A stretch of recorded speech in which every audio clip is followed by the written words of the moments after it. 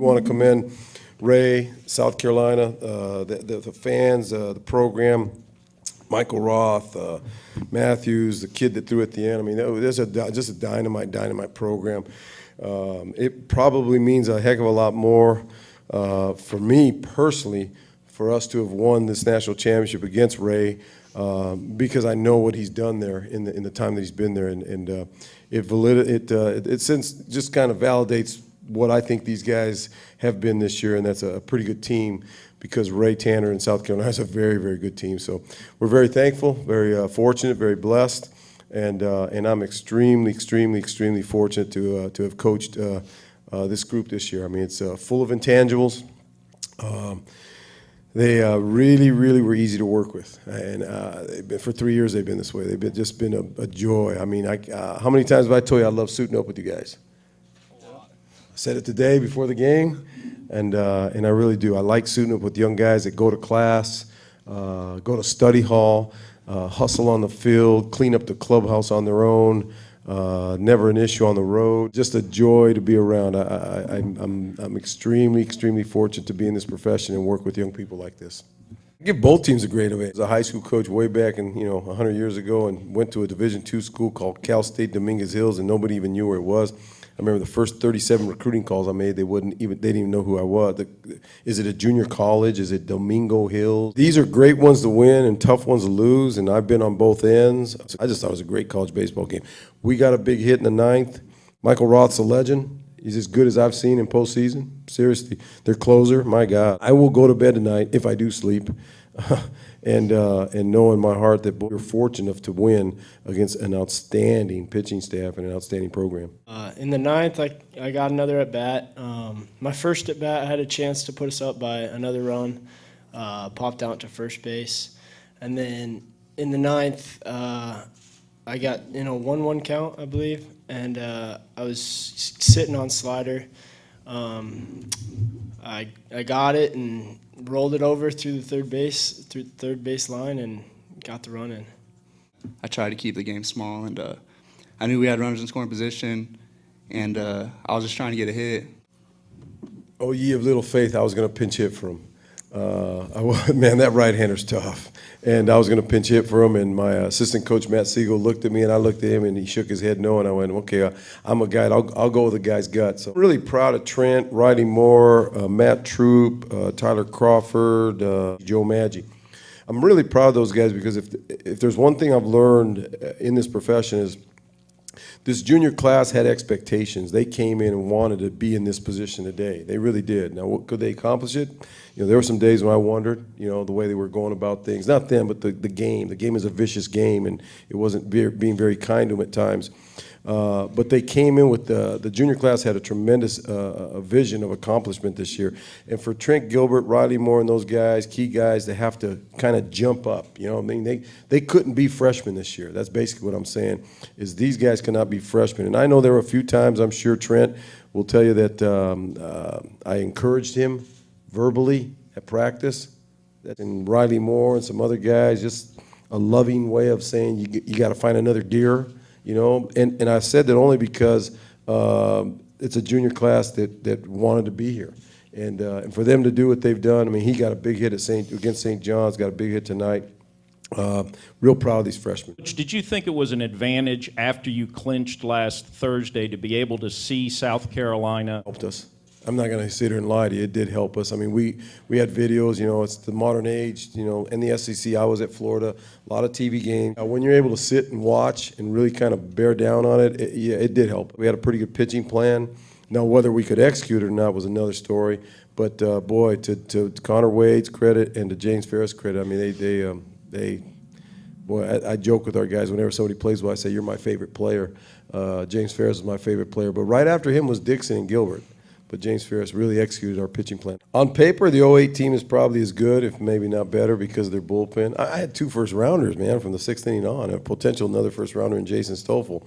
But it's not always the best team that wins. I mean, I came here in '98 as the #1 team in the nation at Florida, and I came here as a 7th seed in '92, and we won it in '92 and didn't win in '98. it's not always the best team that wins. It's the hottest team. And these guys got hot at the right time. You know, they did. I'm not taking away, man. They're the national champions. But I don't want to take anything away from that 08 club because I really felt that they could come here if we had a chance to host. Life is life. The pitching, phenomenal. I mean, it really was. Coach Cole, Sean Cole, deserves all the credit. My young guy that works with the pitchers. I stand around and make calls and call things, and I hang out in the bullpen and eat sunflower seeds. But Sean's done a marvelous job, and I'm really thankful that he's on this staff, as well as Matt Siegel, Josh Garcia, and Brett Cyphers. Those guys have been great for me. But they were special. The pitching was obviously very special in a real high level of competition. You know, so we're very thankful, and that's usually what does it. I mean, in '92 we came here, and I think we ran 25 consecutive scoreless innings, something like that. And after watching Connor Wade and Kurt Heyer and James Ferris, and Troop made it a little interesting tonight, but those guys, they did a pretty good job. Going into my freshman year, you could see, Coach Lopez, sometimes when he's recruiting guys, he's got a big smile on his face, and he's always very positive. He knows what to say. But as soon as I stepped on campus and we got practicing, you could tell, how frustrated he was with the last team, and you could tell that he was fed up with baseball and trying to teach young people to go to simple thing to go to class and study hall and take care of your business off the field, and you could see the frustration. But Lopez gave myself and the junior class this year the tools to what he wanted and how to be successful. And I came to Arizona because I saw Arizona Super Regional against Miami. I wanted to be part of that. I wanted to make a run for a national championship, and here we are today. But just Coach Lopez is always, his two biggest thing is that he wants to see his team play good baseball, but he wants to see the freshmen turn into young men. And, I'm proud to say Coach Lopez was my coach. I can't imagine learning something more from one person throughout my 3 years at Arizona, and this is a great last college experience, and I'll cherish it for the rest of my life. It's amazing to get that opportunity to help the team out. I mean, towards the end of the year, my main purpose was to help us defensively, and then get my at bats when I got them, and I got one, and praise the Lord, good thing happened. I think it's no secret, the juniors, they've been the main contributors throughout the season. But, with me and some of the other younger guys, I think we feel just as confident in those situations. So when we get a chance like that, I like our chances. The program in the hands of these guys and Connor and Ferris and Troop, just it's exciting, because they do it the right way. And to see Trent grow up before my eyes, he was a real quiet kid, and for Coach Lopez's programs, you need to be really loud on defense and aggressive. And Trent was a little timid at times. He'll even admit it, but to see him grow up next to Alex, he's just been a joy. And Brandon's had his ups and downs offensively this year, but I look forward to really big things out of Brandon.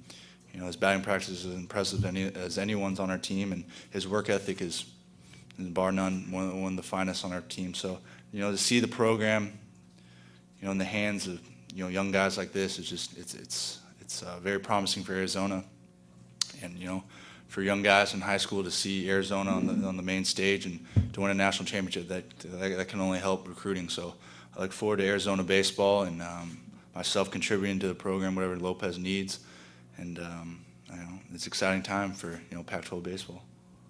Short of the base on ball and the hit batsman, tied his shoes wrong, or he had stirrups on different or something. I mean, I can't pick anything apart. I mean, he was outstanding. Like I said, we had a plan. We thought we could have a plan against South Carolina, but I've done it too many times where you go into the game and you have a plan and the guys don't locate, and before you know it, forget about the plan. You got to go get another arm. Like I said, short of the base on ball and the hit batsman, I think he was just spectacular, absolutely spectacular. I've said this forever to young coaches. I said, when your best players aren't your best human beings, it can get a little dicey. Your best player is a three-hole guy, your best player is a pitcher, and he doesn't go to class and this and that. It's a challenge. But when your best players are your best human beings, it's going to be a good year. It's been a great year for us because my best players are my best human beings, and James is one of those guys, as well as these guys here. I mean, our best players are our best human beings in the program, and that's a real deadly combination when you suit up as a team. But James was pretty special. I talk about all the time, remove the emotion and let's be logical. Let's not be emotional, let's be logical. Logic says if you want to shorten up your stroke, you got to get your hands on top of the flight. Logic says if you want to win in a yard like this, you need to throw strikes. Logic means if you want to win on defense, you got to communicate. So these guys hear it. How many times you hear that? Every day. I'm the one that was emotional last night. I have too much respect for South Carolina. My thought was when I left here, we probably need to pitch higher because I knew they were throwing Roth, and I have so much respect for Ray's club and Roth. I thought, let's match it up. A lot of emotion involved. A lot of emotion. By the time I got back to the hotel, my emotion dissipated, and I went back to logic, and logic was, you know what? James has been ready. He's been throwing great pins. Our pins are very intense when we do our pin work. Yelling, a lot of yelling, a lot of screaming by me to kind of get the intensity level up. Not necessarily at the pitcher, just all over, but I do it around them so they kind of have to focus and not listen to me, which is very easy for them to do, by the way. But he was ready to pitch. He was ready to pitch, and again, I got very logical when I got back to the hotel and said, you know what, Ferris needs to go, and if we needed a third game shootout, then we go your best arm, you give another day rest and hire. He got ahead of me, and I think I eventually went to 2 strikes, and then from that point, I'm looking fastball, but got to be ready to react to a curveball. And I got that curve, and luckily I was able to react and put a good swing on it. Oh! Confused as I was. I was like, wow, that's pretty, it's pretty a lot of things to think about. I thought we were talking about the hit. So the diving catch, well, I'm just reading off the bat there. Just making the catch and then go to second, try and get the double play. You should have seen everyone's faces. We We play that one out until the very end. Yeah, you should have got me earlier. Oh, he's a 3-point. What are you, 3.5? When you see a ball squared up with bases loaded, as a coach, you kind of cringe a little bit. To be honest, I thought it was going to go through. I was counting, and before the pitch, okay, let's see, it's 4-1. That's 3, 4, 2. And when the ball was hit, I went, doggone it. All right, but I knew they wouldn't go quietly. Change up on Walker. I probably should have gone hard. And to be honest, as you guys could see after that, I mean, we wore the fastball out after that. I said, if they're going to get us, they're going to beat us off of hard stuff. But I threw a changeup, and Walker muscled it in left field, and I went, oh, what'd you do that for? Great job of base running, first and foremost. And also we had Trent right at the right spot against Michael Roth. Someone's going to get mad at me, so go ahead and get mad at me. But, when I woke up this morning, I went, Ferris against Roth. We're probably going to be playing on Tuesday. Really? I said, we're probably going to be going on Tuesday. Well, we got higher. We got higher. We'll try to match up higher with somebody else. And that's nothing against James Ferris. It's just that, I've watched Michael Roth the last 3 years, and he reminds me of JT Arcidiega. You remember that guy back at Miami, Lou? Okay. Just a sure win. Just a left-hander with not overpowering stuff, but just presence and knows how to pitch and all the rest. So I was really hoping that Ferris would match up until we could possibly score a run or two, if that were possible against Roth. We really powered some balls off him, right? What did we get, 1? I think we scored 1 run. It was exactly what this program needed, and it was exactly what I'd hoped he would do. I'm really happy for him. Again, these guys will tell you about 3 or 4 days ago in practice, I pointed him out to the club. And I said, it's never about you. We talk about that a lot. It's always about the program. It's never about you as an individual. Sometimes they have to be reminded of that. God bless them. But, they always, I want more innings. I want more at-bats. And I go, when you get that way, it's never about you. It's never about you. It's about the program. And, 2-3 days ago, I pointed out Ferris. I brought Ferris in front of the group, and I said, this guy's been passed over twice in postseason, and he's ready to pitch. And he's going to get his chance to pitch here before this thing's all said and done. And he's pretty marvelous tonight. I don't sleep after wins and losses. My wife will tell you, I get like 2-3 hours of sleep after win or loss. So I was really trying to clear my mind because I've seen, God bless him, but how many times have we seen Matt Troop what he did tonight? Huh? Man, that son of a gun can load the bases as quick as any human being I've ever coached. And I love him because he's got good stuff, and he's going to be real good when it's all said and done. But I wanted to be away from the dugout and clear my mind, because if it got a little hairy, I wanted to know exactly what decision I was going to make. I wanted a plan. I had a plan to go to it, but